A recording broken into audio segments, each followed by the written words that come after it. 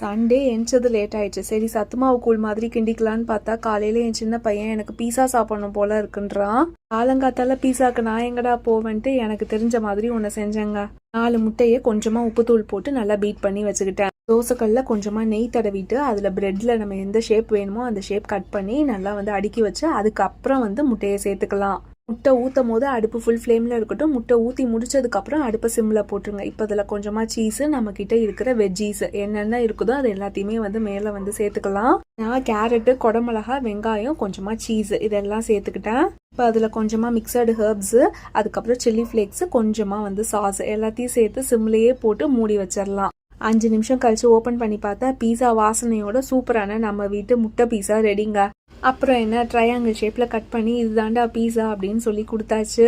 காசு போட்டு வாங்குற பீஸா கூட இவ்வளோ சாஃப்டாக இருக்குது. பயங்கர சூப்பராக இருந்துச்சு. டைம் கிடைச்சா ஒரு தடவை ட்ரை பண்ணி பாருங்க.